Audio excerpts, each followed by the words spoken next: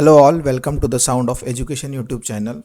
सो basically आज हम principal component analysis के बारे में बात करेंगे। उसमें जो उसका जो थेरोटिकल कॉन्सेप्ट है वो हम पहले समझने की कोशिश करेंगे।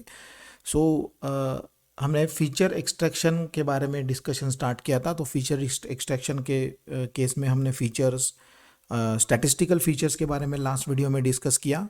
आज उसके बारे में हम डिस्कस करने वाले हैं प्रिंसिपल कंपोनेंट एनालिसिस के बारे में, जो कि एक फीचर एक्सट्रैक्शन की टेक्निक है।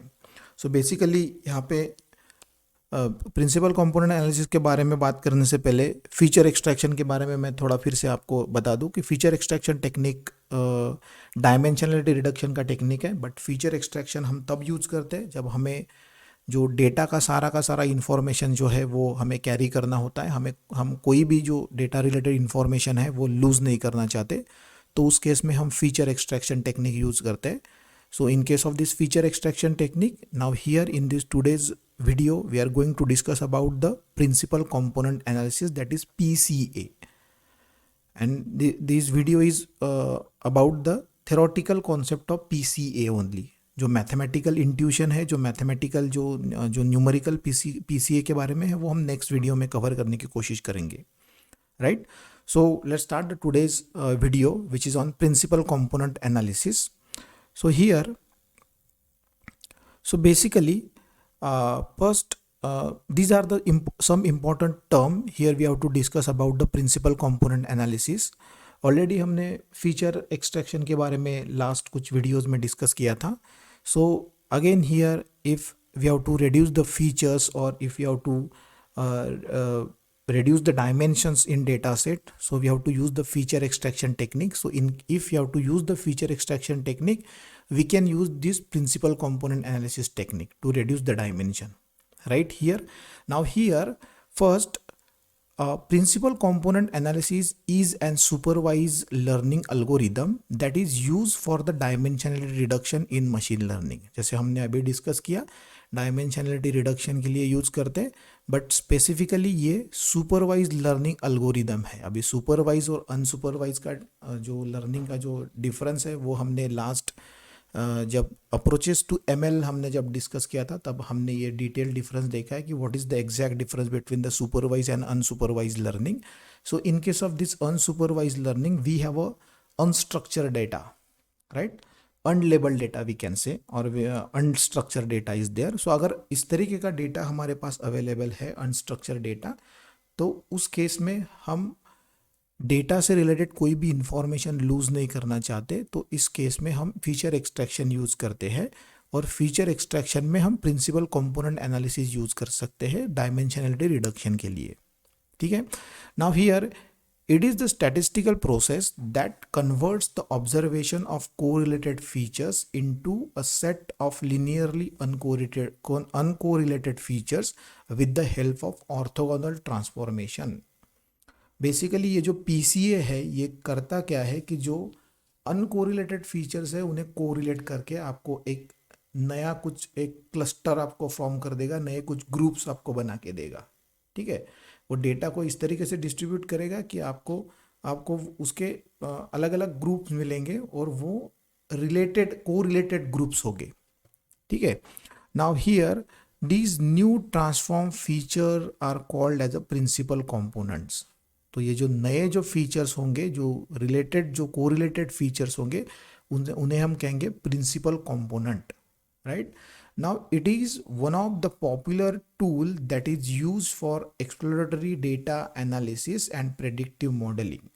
तो ये जो PCA है वो नॉर्मली EDA के लिए या फिर प्रेडिक्टिव मॉडलिंग के लिए यूज करते हैं, right. Now the next, it is the technique to draw strong pattern from the given data set by reducing the variance, right. ये जो PCA है वो नॉर्मली जो वेरिएंस है डेटा सेट में वो रिड्यूस करता है. अभी वेरिएंस क्या होता है वो हमने लास्ट जब स्टैटिस्टिकल फीचर्स का वीडियो आपने देखा होगा, उसमें वेरिएंस के बारे में हमने डिस्कस किया है कि डेटा पॉइंट आपके मीन से कितना वेरी कर रहे हैं, तो वो होता है आपका वेरिएंस. तो ये जो PCA है वो जो वेरिएंस होता है वो रिड्यूस करता है, ठीक है, ताकि आपके सारे जो डेटा पॉइंट्स है वो एक दूसरे से कोरिलेटेड हो.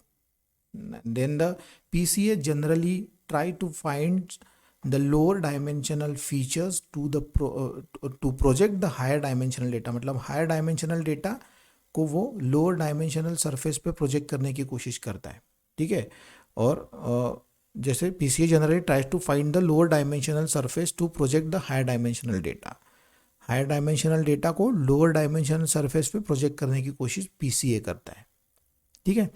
Now these are the some important term related to the principal component analysis. अगर आपको कोई भी क्वेश्चन इसके ऊपर आता है तो आप ये जो सारी टर्म्स है, ये जो सारी इंपॉर्टेंट पॉइंट्स है, वो प्रिंसिपल कंपोनेंट के रिलेटेड आप वहाँ पे मेंशन कर सकते हो।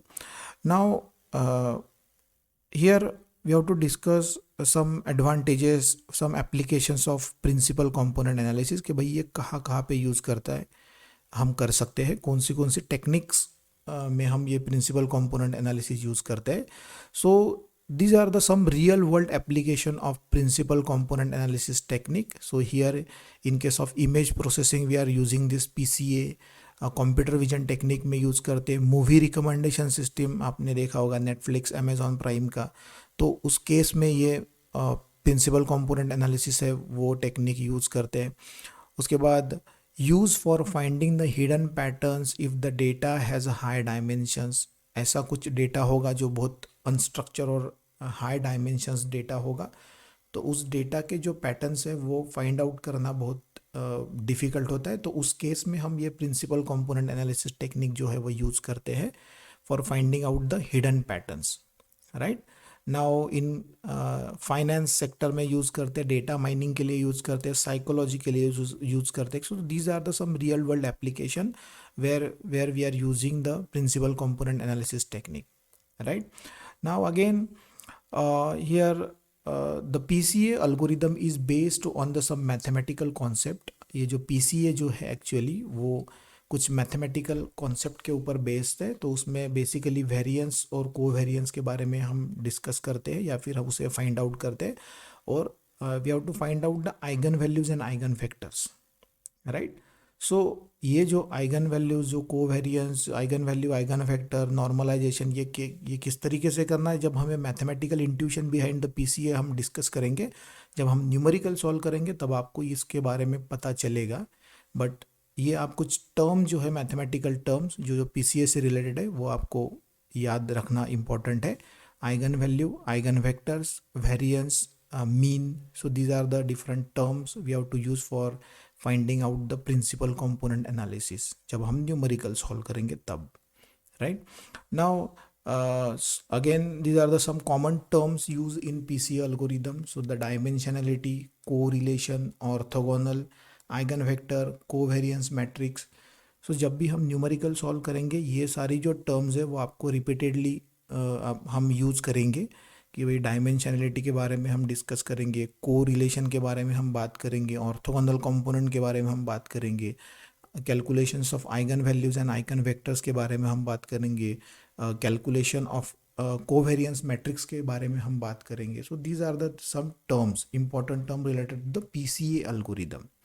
Now here you can see the example by using this image you can see how PCA works। So for example this is the data points, ये data distribution है जो कि कुछ अलग अलग डेटा पॉइंट्स है, जैसे ये एक फॉर्म में दिखाए गए, ये ग्रीन है, ये कुछ अलग कलर में है, ये कुछ ब्लू कलर में है, तो इस तरीके का डेटा डिस्ट्रीब्यूशन है, ये अनस्ट्रक्चर्ड डेटा डिस्ट्रीब्यूशन होगा। बट जब हम PCA परफॉर्म करते हैं तो उसमें ये ऑर्थोगोनल कंपोनेंट है, जैसे PCA1, PCA2, ये हम फाइंड आउट करते हैं, ये हम कैलकुलेट करते हैं। तो by using this component this data is divided into this data is divided like this, so the component space. उसके बाद जब ये कंपोनेंट स्पेस में जब डेटा जाता है तब इस तरीके से डिवाइड होगा। देखिए जैसे क्लस्टर्स तैयार हो गए, एक जैसे ग्रुप्स तैयार हो गए, ये एक ग्रुप हो गया, इस तरीके का ग्रुप हो गया ये। अभी इसके ऊपर हमें कोई भी मशीन लर्निंग एल्गोरिदम अगर अप्लाई करना होगा तो वो हमारे लिए इजी होगा, क्योंकि now the data is divided into the number of clusters और number of groups. Now see here the data is unstructured data, right. So यहाँ पे हमने क्या किया कि डेटा को डिवाइड भी कर दिया, डेटा के जो डायमेंशंस है उन्हें भी हमने रिड्यूस कर दिया, बट हमने कोई इन्फॉर्मेशन भी लूज़ नहीं करी। जब हम न्यूमेरिकल सॉल्व करेंगे तब एग्जैक्टली आपको इसके बारे में पता चलेगा, right. Now the next is step for PCA algorithm. So what step we have to follow for finding out the principal component? So these are the some step that we have to follow for finding out the principal component. जब हम numerical solve करेंगे तब यही step हम follow करेंगे और हम principal component calculate करने की कोशिश करेंगे। Now first getting the data set, हमारे पास डेटा सेट होगा। सो डेटाबेस के ऊपर, डेटा सेट के ऊपर हमें प्रिंसिपल कंपोनेंट अप्लाई करना होगा। So for example 2 dimensional data अगर होगा तो we have to reduce this 2 dimension to 1 dimension. जो दो डायमेंशन से हमें एक डायमेंशन में उसे कन्वर्ट करना होगा। अगर 3 डायमेंशंस होगा तो उससे हमें अलग कुछ डायमेंशन में 3 to 2 में कन्वर्ट करना होगा। इस तरीके से होता है, because here we are performing the dimensionality reduction. तो हमें यहाँ पे डायमेंशन रिड्यूस करना है, कम करना है, राइट। सो जो हम न्यूमेरिकल सॉल्व करने वाले हैं उसमें 2 डायमेंशंस हैं, तो 2 को हम 1 में कन्वर्ट करेंगे, ठीक है। Now compute the mean of variable, जो भी डेटा आपके पास अवेलेबल है वहाँ से आपको मीन कैलकुलेट करना है, एक्स बार कैलकुलेट करना है आपको। Now you know how to calculate the mean, already हमने लास्ट वीडियो में डिस्कस किया था। Now here compute the covariance matrix, covariance matrix आपको कैलकुलेट करना होता है। ये मैं आपको जब न्यूमेरिकल सॉल्व करेंगे तब हम इसके बारे में डिस्कस करेंगे कि how to calculate the covariance matrix, what are the फॉर्मूले we have to use for finding out the covariance matrix. Now here after calculating the covariance matrix we have to find out the value of we have to find out the eigenvalues, eigenvector. Now after finding eigenvector we have to normalize the eigenvector, right? Now after normalizing the eigenvector, here again we have to find out the new database, new data points after calculating the principal component. So हम new data point calculate करेंगे and the last step is the projection of new data point। जो हमने new data point जो collect किए हैं, जो हमने calculate किए हैं, उसे हम actual जो ग्राफ है उसके ऊपर हम प्रोजेक्ट करने की कोशिश करेंगे। So these are the steps for performing the principal component analysis. So yes, this is about the theory behind the principal component analysis. इसके ऊपर आपको 6 मार्क्स के लिए क्वेश्चन आ सकता है, और इसके नेक्स्ट लेक्चर में हम इससे रिलेटेड मैथमेटिकल न्यूमेरिकल सॉल्व करेंगे, जिसमें हम समझेंगे कि how to calculate the PC and PCA and what is the exact maths behind principal component analysis.